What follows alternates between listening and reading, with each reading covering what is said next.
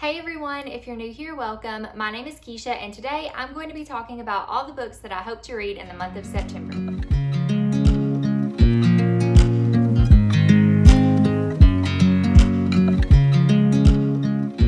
So today I have 13 books that I want to talk to you about. I don't know that I'm going to actually be able to read 13 books this month, but I feel like 13 is a very fitting number because I am in the mood for fall. I'm ready for fall and I've already started decorating my home. You won't be able to see that just yet because I do have a vlog coming soon that is going to be a fall shopping haul and a decorate with me. So if that's something that piques your interest, be looking forward to that. But for today, I've just got 13 books that are gonna be getting more into the fall season. So these are very fall themed reads. If September is too early for you for fall, I'm sorry, it's not for me.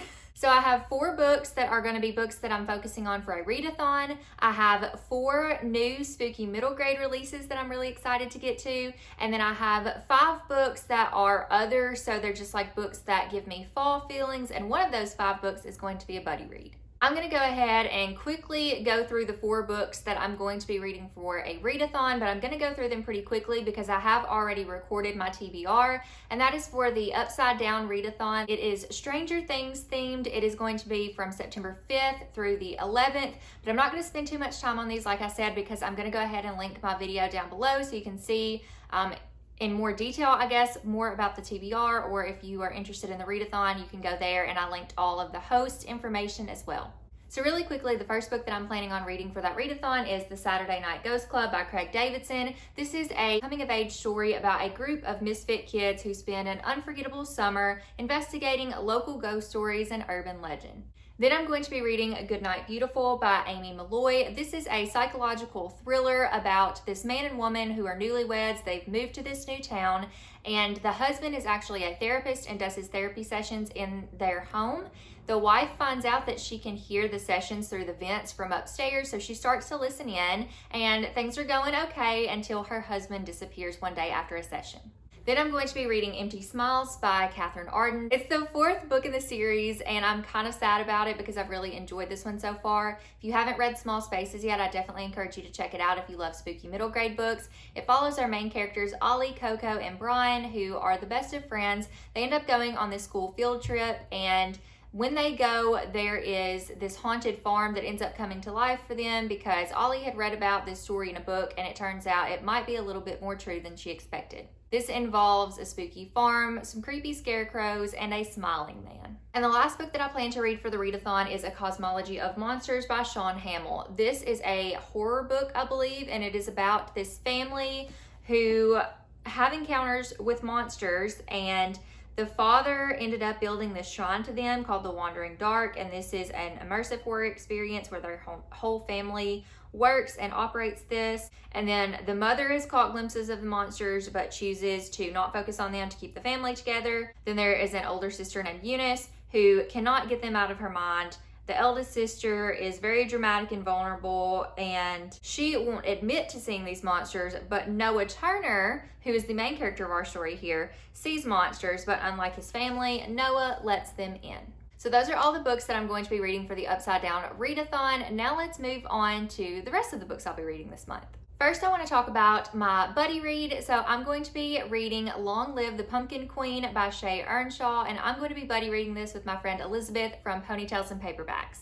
I have been really excited about this book, one, because it's Shay Earnshaw, and there is just something about Shay Earnshaw's writing that I can't get enough of. I don't quite have like all the 5-star read feels from her, but there's just something about her writing that I keep coming back to that's really good, and I think a huge part of that is her atmosphere. So not only am I looking forward to that, but she has written Sally's story from The Nightmare Before Christmas. For those of you who are familiar with The Nightmare Before Christmas, Jack and Sally end up getting together, and this is going to follow that story after Jack and Sally become the king and queen of Halloween Town. I'm really excited to pick this one up. I know Elizabeth and I are also going to rewatch the movie so we can kind of refresh our memories before we get into reading the book, but I'm really hoping, if nothing else, the atmosphere of this one really hits. The next book I'm planning on reading this month is The Orphan Witch by Paige Crutcher. This, I'm hoping, is going to fulfill some cozy vibes for me. I have seen this book around, but I haven't heard a lot of people talk about it, and I don't know that I've heard very many good things, but there's just something about this that really piques my interest. On the front cover, it says, "A deeper magic, a stronger curse, a family lost and found." And this follows our main character, Persephone May, and she has been alone her entire life.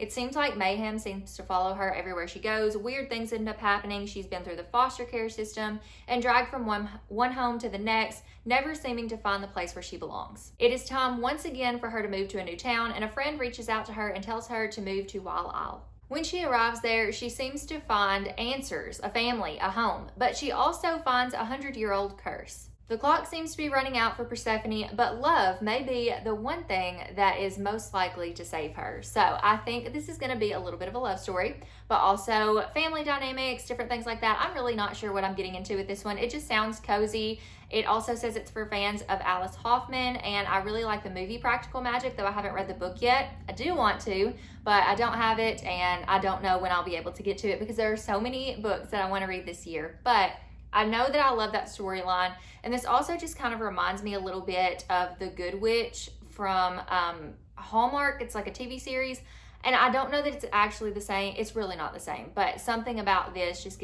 gives me those like cozy vibes. So either way, I'm really excited to get to this one, and I hope that it ends up being a new favorite. Then I have A Letter to Three Witches by Elizabeth Bass. This was so kindly gifted to me by Gwen from Gwen Kinsinger here on YouTube and Lavender Mud over on Instagram. She has become such a pleasantly surprising, sweet new friend of mine, and I just adore her to pieces. She is just the most like happy, carefree person that I have ever met, and I've really enjoyed getting to know her. So Gwen, thank you again for sending me this book. I really just wanted something. So Gwen and I both read The Dead Romantics by Ashley Poston, and it was just like incredible. I have no words. It was so good. It gave me cozy vibes. It was a little paranormal. It had like fall vibes and the romance, and this kind of made me feel like it could potentially be in that same vein.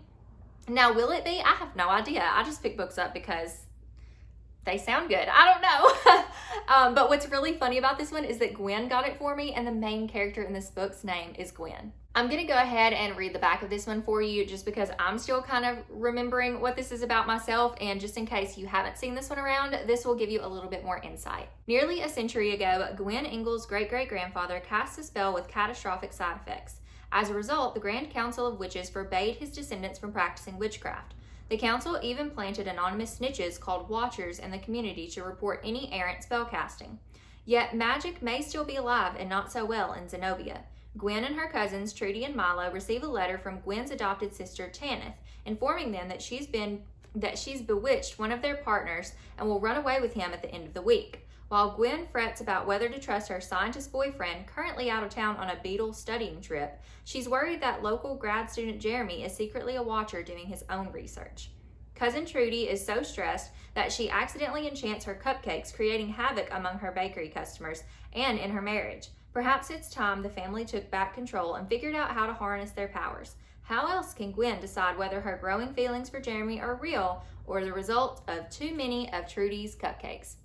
This gives me Practical Magic vibes. I don't know about you guys, but it seems very similar. I mean, not the same storyline, obviously, but seems very similar to me, which also makes me really excited for this one. Can y'all tell? Like, I'm just ready for all of the cozy fall reads. Switching gears just a little bit, I also received another book from another friend of mine, Jordan from Sorry Book Solid, and that is And Then There Were None by Agatha Christie. And y'all, I am so glad to finally own this book. I have not read anything by Agatha Christie yet, but this is going to be the first book that I read by her. It has been the one that I've wanted to read by her first before I read any others, and now I finally own it, and in this really gorgeous edition. I'm so excited about owning this. Jordan, thank you so much for sending me this. Jordan is another new friend of mine that I've really enjoyed getting to know and hope to get to know more soon.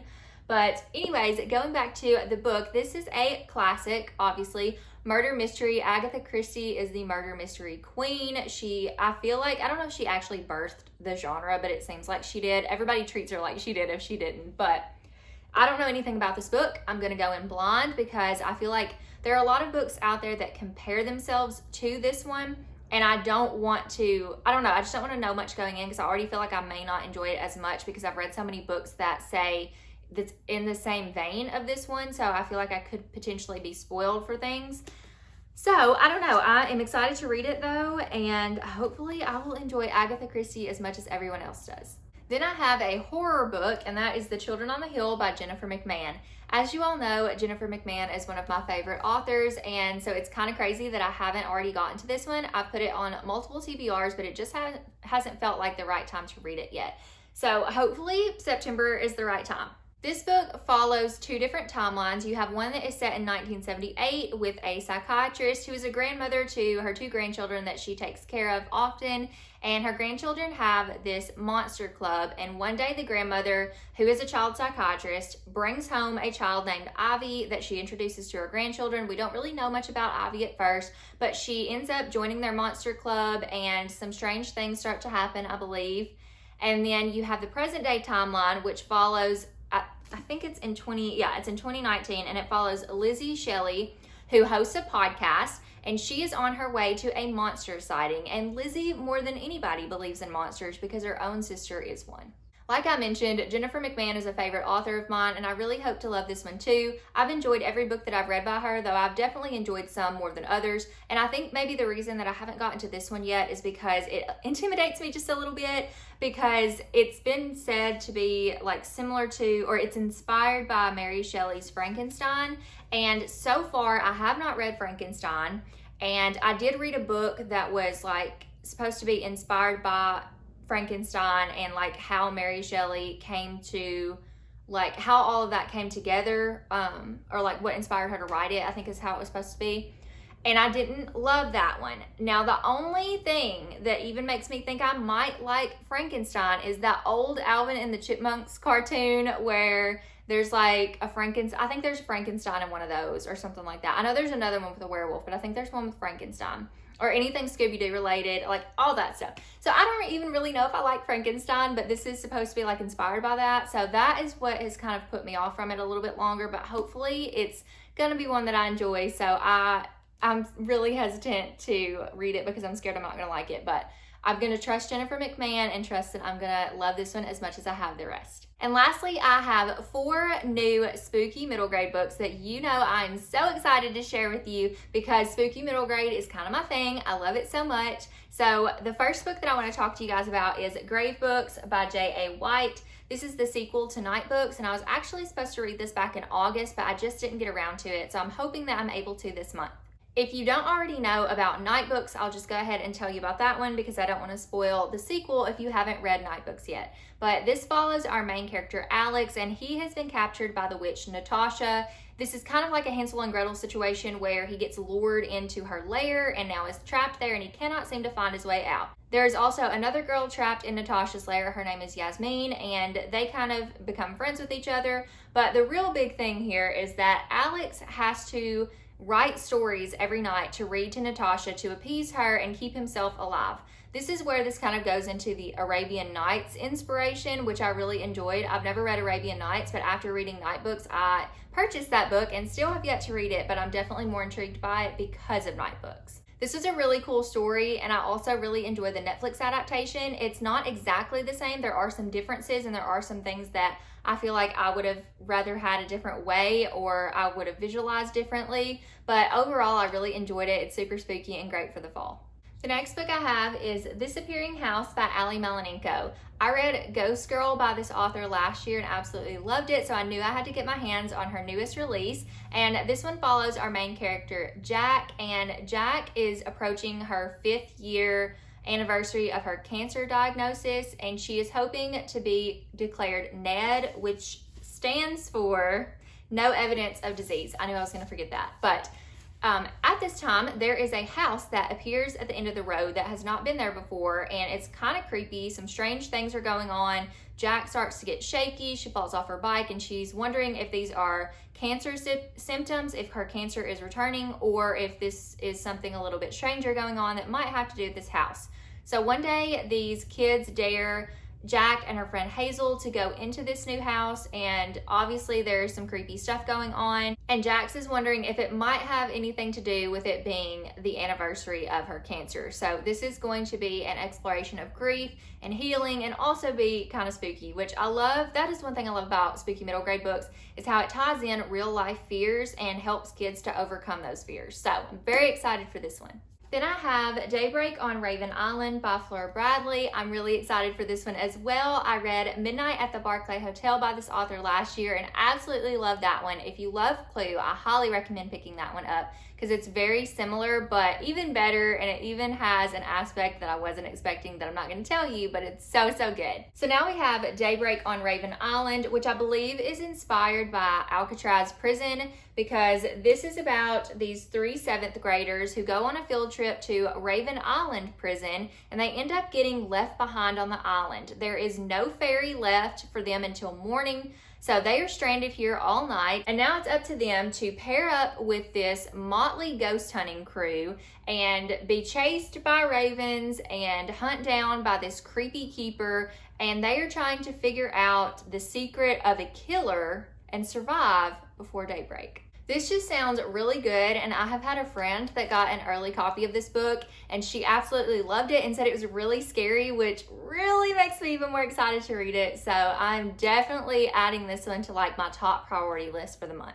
And lastly, I have Tales to Keep You Up at Night by Dan Pawlowski. This is a new to me author, but one that I'm really excited to read more from. I listened to a podcast that featured, I'm trying to remember who all it was. It was Ali Melanico, Dan Pawlowski, and Laura Simph. And it was such a good podcast. I'll link it down below in case you're interested. But oh my gosh, it was just the best thing about spooky middle grade books. And they talked about their new books. And this is Dan's most recent release.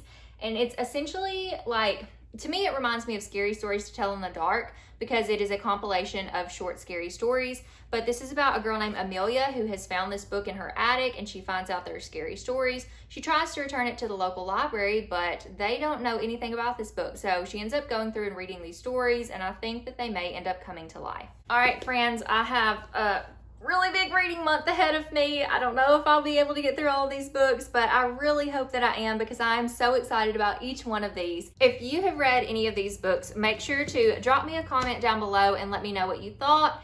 And if you've made it this far in the video, go ahead and leave me, what kind of emoji do we want today? I feel like, okay, it's fall. Okay, I want fall leaves. If you can leave me a fall leaf or leaves emoji, that would be awesome because clearly I'm so ready for fall. Jovi, do you want to come say bye to your friends since you just jumped down and shaped for my video? Do you want to say bye to your friends?